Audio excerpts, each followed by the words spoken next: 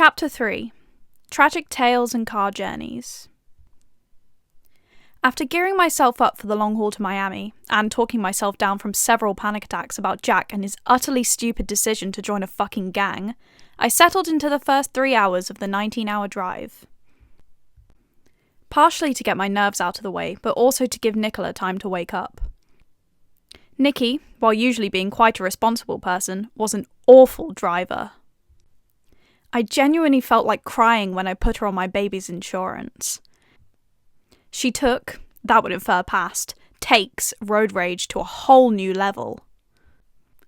Like, even Matt won't drive with her, and he is her brother. Just as we hit Maryland, the drive took an abrupt twist. The air became thick with tension despite neither of us saying anything. "Nikki, is everything okay? You've hardly said 2 words to me so far, and you usually talk my ear off." I stretched out in the passenger seat. "Oh, nothing. Don't worry about it." I frowned. "Don't bullshit me, Nicola Jameson." Yeah, I used the full name. Nikki turned to me with annoyance in her eyes. "It's nothing to do with you, Danny. Stop worrying." She tried to keep her voice level, but I heard it shake slightly. I decided not to push it. Instead, I sighed and went to my phone. I checked if I had anything from work or Miller, but I didn't, so I passed the time with a bit of Facebook stalking instead. Nicola drove on in silence. She was still silent and tense, making the car feel way too small. Feeling like I was about to explode, I shattered the awkward silence. "Nikki," I began gently, "you don't get to where I am or do what I do without knowing how to read people." Nicola's shoulders sagged slightly. "I know you aren't telling me something. If you don't want to tell me, say, and I'll stop. It's my job to know if something is bothering you." Nicola puffed out a breath. "Just some shit at uni. Exams and all that." Despite the question being quite open, her tone suggested otherwise. I frowned slightly. Exams? They don't generally happen until nearer the end of the academic year.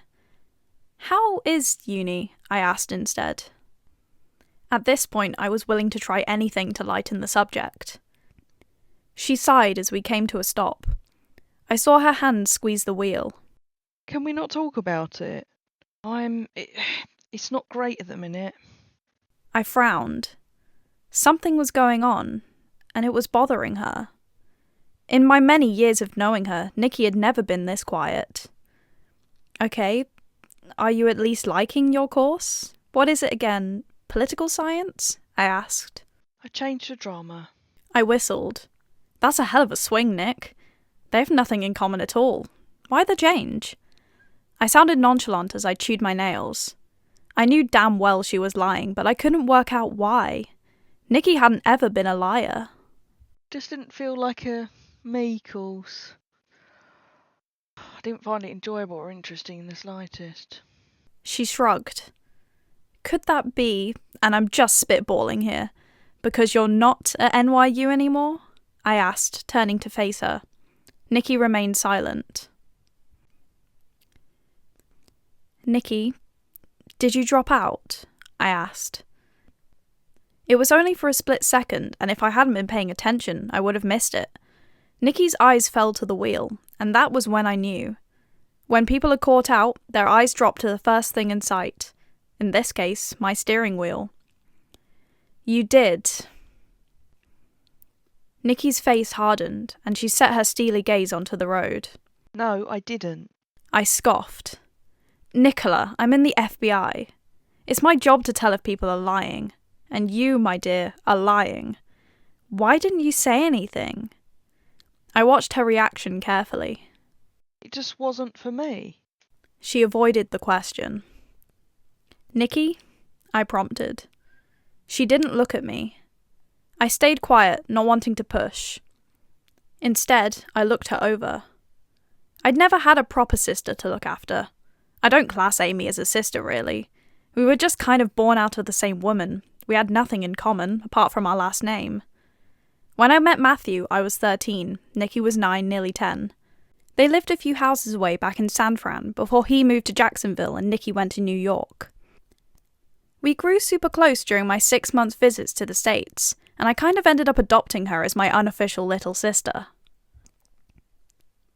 Her face was slightly pale and thin, but Nikki had always been like that. Her thick brown hair was pulled back into a tight ponytail, and she had a little bit of makeup on. When she was younger, Nikki did competitive swimming and had to be at peak fitness. She had always been skinny and fit, so I was surprised that her shirt was too tight. Nothing had ever been too tight on her. It was often a problem in her teenage years.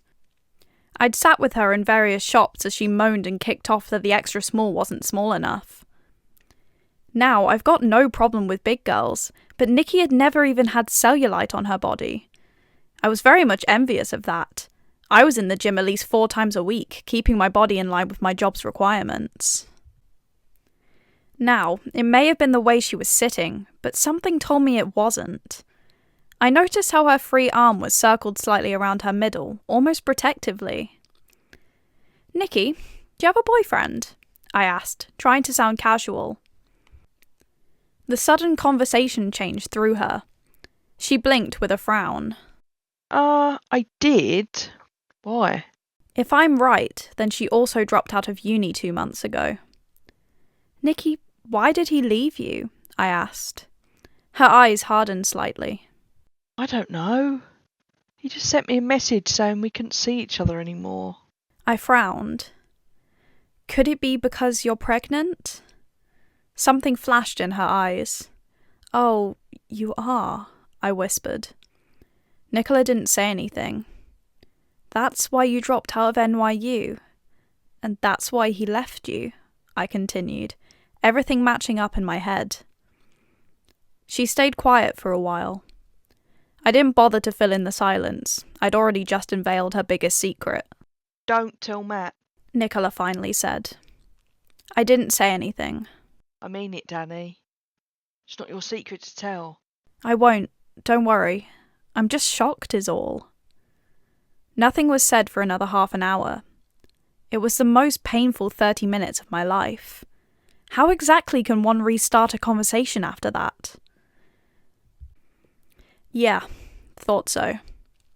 "How did you know?" Nicola finally asked quietly. And don't give me the I'm FBI shit. I stayed quiet for a second, debating on if I should tell her the truth, my biggest secret. Exhaling steadily to combat my rising heart rate, I confessed. Because I was pregnant once too. Nicola turned and faced me with wide eyes. She suddenly swung into a lay-by, my poor car struggling not to stall. She slammed on the brakes and threw the car into park. Well, at least she knew how to park properly. Minus the stolen car stunt she just pulled. "What the fuck was that?" I hissed, clutching my chest. "Do you know how to fucking drive?" You were pregnant, and you didn't say anything. Nicola ignored my recent encounter with near death and chose to interrogate me instead. Despite this, I looked out of the window, suddenly feeling ashamed. I don't know how to explain it. Disgusted is another word that comes to mind. "It's because it's not a very nice story, Nikki." She was quiet for a moment, obviously deciding on what to say next. She hadn't always been the best at social cues, though we could never work out if it was a neurological disorder or just a lack of people skills. Oh, you don't have to tell me if you don't want to. I sighed deeply. "No, I can. It's been nearly 3 years. I've never spoken about it before, so it'll probably do me some good. It's not nice. Are you sure you want to hear it?" I warned. It's okay. I'm guessing by your tone that it wasn't happy families. I shook my head. "No, it's worse." 2010. Danielle is 18. "Mason, I think I'm ready for us to be intimate." Danielle smiled as she curled up to her boyfriend. "Did she mention that it was the drug lord's son?" "No? Oh, well. During her mission to try and bust the drug lord, she'd been whining to her mum about how degrading she thought it all was when Mason, his son, had overheard. Here. He had said, handing over his coat. Danielle frowned at it. Take it. You need it more than I do. He had smiled. Danielle blushed as she pulled it over her ridiculous top. The coat finished just above her knees, making her significantly warmer. She tried not to feel anything for him, but obviously it didn't work. Mason had decided to take her under his wing, so nobody else touched her. She was treated like royalty. Mason asked, looking at her in surprise. Yeah, I mean, we've been together for 6 months, she replied, looking up at him. Mason grinned. He leaned over to plant a gentle kiss on her cheek. Wow. Really? Yeah, I mean, we've been together for 6 months, she replied, looking up at him. Mason grinned. He leaned over to plant a gentle kiss on her cheek. It's a good job I've watched all the good romance movies then, isn't it? He said cheekily. Danielle snorted. Steady on, Pedro. Let's take it step by step. The one and only time in their early relationship that she'd been wary of him was when he slit somebody's throat in front of her. To be fair, the dude had been getting a wee bit too close to her, and while Danielle fought, he just kept going. You all right, mate? Mason strolled over like Cock of the North. Mason gave the guy a once-over, pulling Danielle's body into his side. Ah, she's yours. Danielle scoffed. I belong to nobody, she snapped. The guy glared. Danielle tried her best to decipher what he threatened, what with the Scottish accent somewhat hindering her ability to understand him clearly. Better watch your mouth or it'll get you into bother. He stepped forward. So did Mason. Others won't be as kind as I. Yeah, I suggest you back off, mate. The guy's eyes slid to Mason, returning the once-over with a curl in his lip. How about you do it? You think you're so high and mighty? 'Cause Big Boss is your daddy? I've been in this business for longer than you and your dad, boy. Mason chuckled. So, why are you scared of us? The guy snorted. I ain't scared of you. I ain't scared of your dad either. He's a bit too trigger happy for me, so I'd rather not fight with him. Mason raised an eyebrow. Fair enough, I admit. My dad is a bit too trigger happy. However... Quicker than Danielle's eyes could follow, Mason was at the man's throat with a knife. So am I. Something bright glittered in the dingy lights. Slice. Gurgle. Thump. Mason simply put the knife in his back pocket and walked away after that, leaving the man twitching for life on the ground. Danielle, of course, followed him in shock or fear. She'd never been able to fully tell the difference. It took a long time for Danielle to feel comfortable around Mason again. Sure, she knew he was the son of a dangerous guy in a dodgy area, but she just couldn't get over the sound of a man's life dripping away onto dirty concrete. If Mason hadn't killed him, some other dodgy bloke would have done, but even so. Their relationship didn't recover from it, not really. She grew to trust him on a grand scale again, but she'd never really trust that one day he wouldn't snap, and she'd be like the guy, dead on the street. This fear was only solidified a few days before her 19th birthday. Mason had been snooping around her room, Christ only knew why, and had found a folder on his dad. They hadn't officially caught him yet, so the case was still open. The folder had her labelled as Project Distraction, and underneath was a picture of her with Mason in the park, holding hands. The folder contained information on his dad's dealings, murders, sales and thefts. It also included information on Mason, his address, his education and job, his family, his hobbies, etc. On the day of the argument, Danielle arrived late. She had stayed to help her mother clean the house before she went over to Mason's. He'd promised her a night filled with pleasure, his words, not hers, so she promised she'd be there on time. Lately, her mother had been struggling with simple tasks like house cleaning for a while, so Danielle had been spending less time at Mason's and more at her mother's, helping. Instead of being a reasonable person and connecting the dots, Mason immediately thought she was cheating on him. In trying to find evidence of infidelity that never even happened, He stumbled upon the folder in her bag. When Danielle walked through his front door, something hard hit her in the chest. "What the hell?" she snapped, glaring at Mason. Is this what you do in your free time? Casing my family? Danielle's world fell through the floor. "Where did you find this?" she asked slowly. Does that matter? Mason responded. "Where did you find this?" she asked again. In your bag? Danielle groaned loudly. "Jesus Christ, Mason! I thought we'd agreed on respecting each other's privacy. I don't go snooping through your shit," she yelled, pissed off. Oh no, you do not get to make me out to be a bad guy. My girlfriend of 2 years isn't actually my girlfriend. She's just been using me to spy on my dad. Mason's face grew steadily more red. "Believe me," Danielle laughed cruelly. "If I didn't love you, I wouldn't be here. Sometimes your personality is so vile, it makes me wonder why I'm still here," she snarled. Mason grabbed and threw a vase at her head. Danielle dropped, shielding her head as it sailed by, smashing into 1,000 pieces around her feet. "What the fuck?" she yelled. Mason didn't say anything. He was too shocked to say anything. "Asshole!" Danielle yelled as she stormed out of the house. The tension between the two grew stronger and stronger every day. On the day of her 19th birthday, however, Mason was pleasant. One could even say nice, if they were daring. Danielle flat out refused to go and see him unless he apologized, and he wouldn't go see her unless she apologized. But after he'd asked her to see him on her birthday, if only for an hour at the park, then so be it. If he was happily throwing a whole-ass vase at her head in private, then what would he do in public? The trust was gone. Irreparable. Much like the vase that had shattered around her feet all those days ago. Mason had bought Danielle a gorgeous sapphire ring. It was stunning. Danielle was so shocked and happy that she didn't say no when Mason asked to take her out for drinks. One drink led to 2, which led to 3, which led to 5, which led to 10. Mason had taken Danielle up to the private room above his dad's club.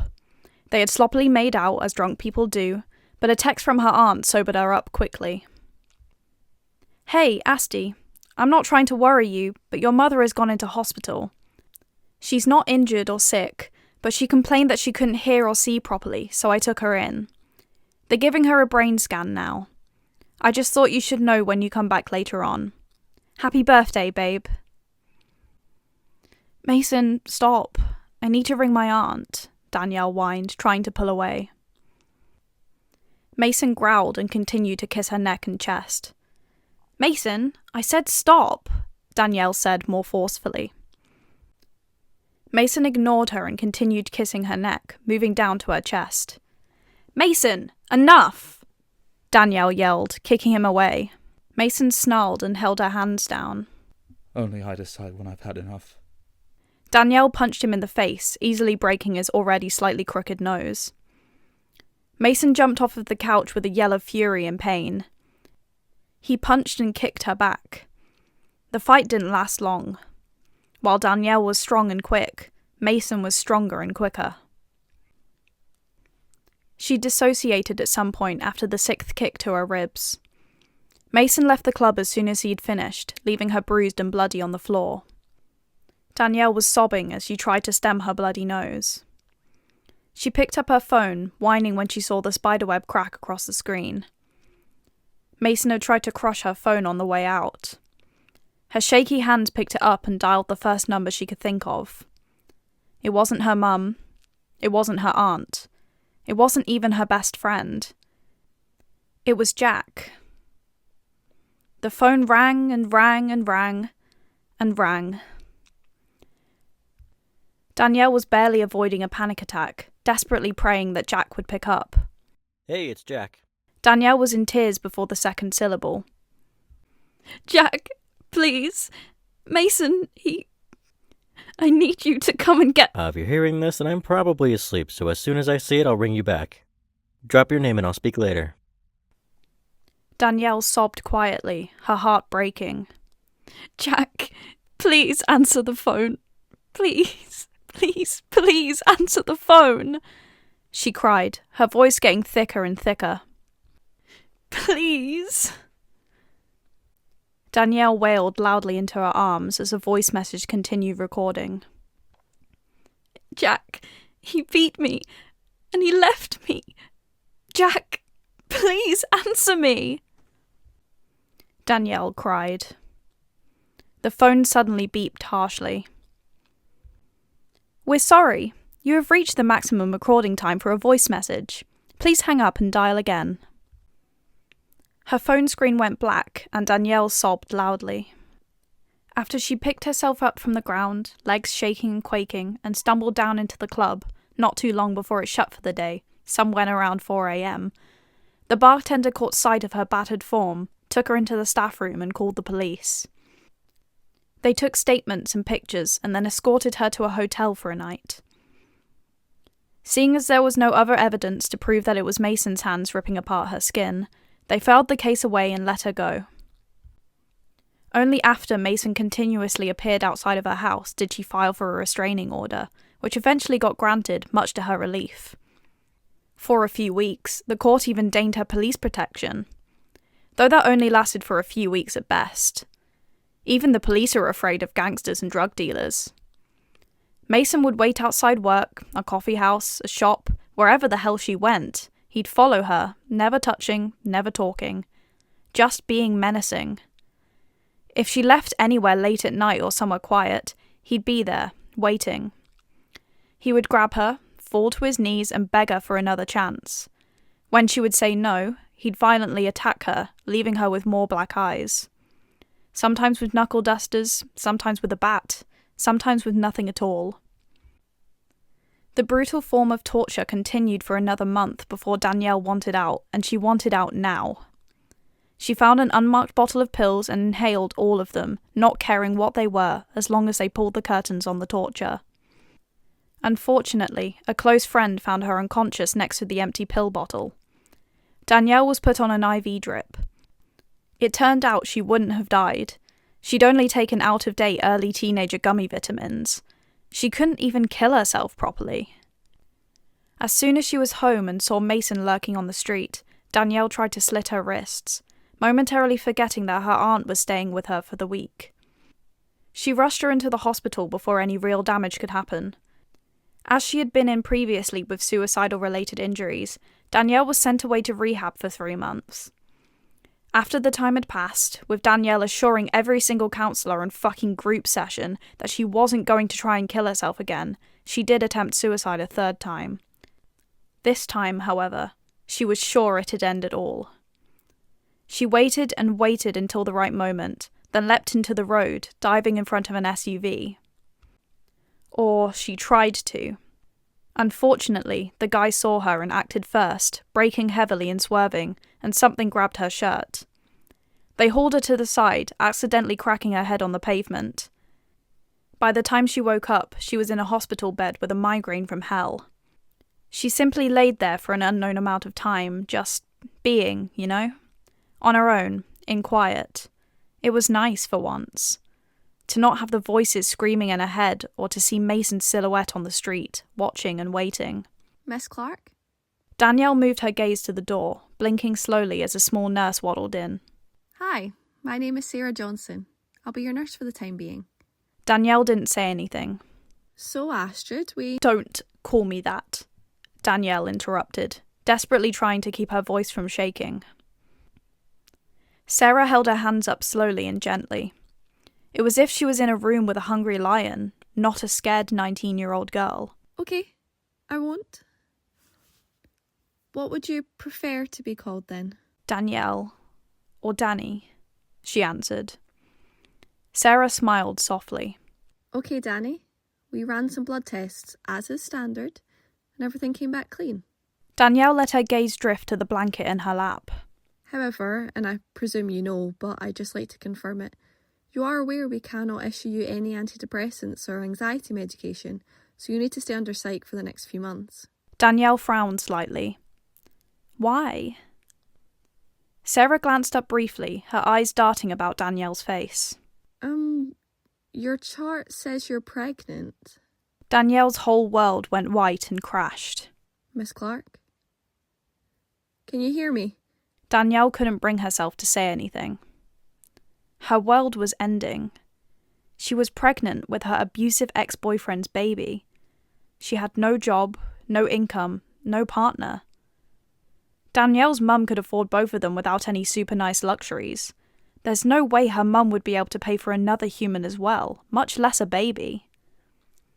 Check again. There's no way I'm pregnant. I can't be pregnant, Danielle insisted. Sarah frowned sympathetically. As per hospital policy, I do have to ask if you consented. Danielle nodded her head. Yeah, I did. He never did anything like that, not without my consent. I know I shouldn't be saying this on the job, and if anyone hears, I'll probably lose it. But if you don't want to raise the baby, may I suggest adoption? My sister-in-law works at an adoption agency. Maybe I could suggest you to her? Danielle didn't say anything. Her mind was desperately trying to catch up with her ears. I'll need to think about it. Sarah smiled sadly. I also know a female therapist if you want to speak with her. When Danielle didn't answer, Sarah grabbed her hand and squeezed it slightly. Suicide isn't the way out. There are other ways, healthier ways to manage everything. Danielle found herself nodding quietly despite none of the words sinking in. I finished my tragic tale just as we approached the outskirts of Emporia. Jesus, Danny. I didn't know it was that bad.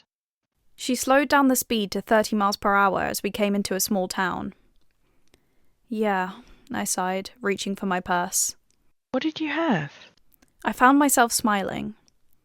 I had a beautiful baby girl. The couple I gave her to named her Emily Astrid Simons. I asked that they don't use my name as her middle name, but they insisted that they connected us in another way.